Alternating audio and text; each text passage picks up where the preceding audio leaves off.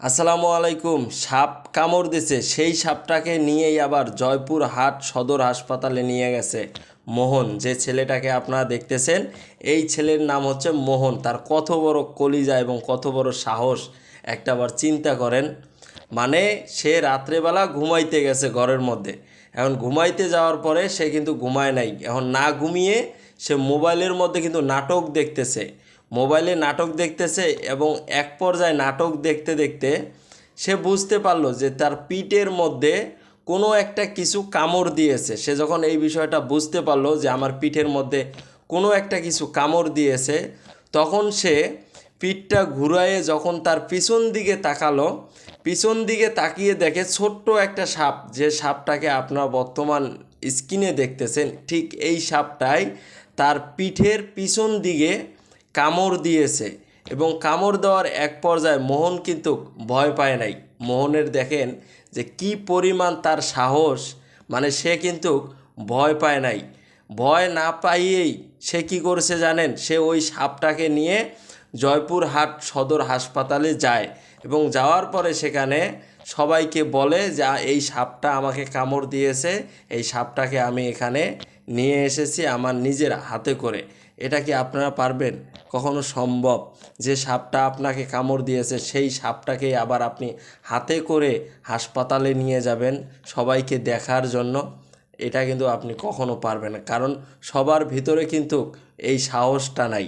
তো মোহনের ভিতরে কিন্তু এই সাহসটা ছিল বিদায় মোহন কিন্তু ওই সাপটাকে হাতে করে নিয়ে সে জয়পুরহাট সদর হাসপাতালে নিয়ে যেতে পারছে।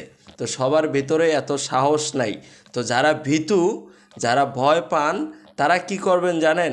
আপনারা যেই রুমে ঘুমাইতেছেন এবং যেই রুমে থাকতেছেন সেই রুমটা ভালো করে পরিষ্কার করে রাখবেন এবং আপনার ঘরের ভেতরে কোনো ময়লা আছে কি না সেটাও পরিষ্কার করে রাখবেন। আর যদি পরিষ্কার করে না রাখেন তাহলে পোকামাকড় ঘরের ভিতরে ঢুকবে, এটাই স্বাভাবিক।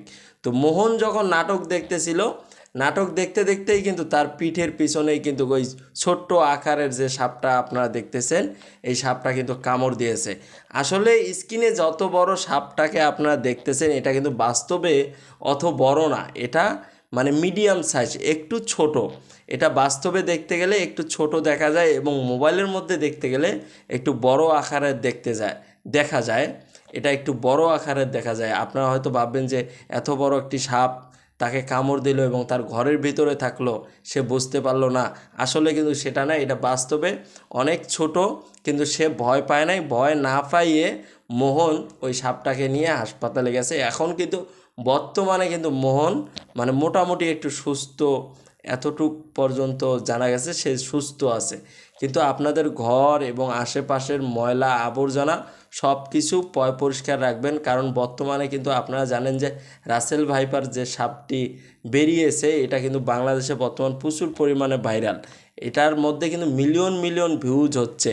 কারণ কি জানেন? কারণ সবাই এই বিষয়টা দেখতেছে এবং সবাই কিন্তু সবার জায়গা এবং ঘর বাড়ি সবাই কিন্তু সব কিছু পরিষ্কার পরিচ্ছন্নতা রাখতেছে। তো আপনারাও রাখবেন যাতে ভবিষ্যতে আপনার ঘরে কোনো পোকামাকড় না আসে। সবাই ভালো থাকবেন, সুস্থ থাকবেন।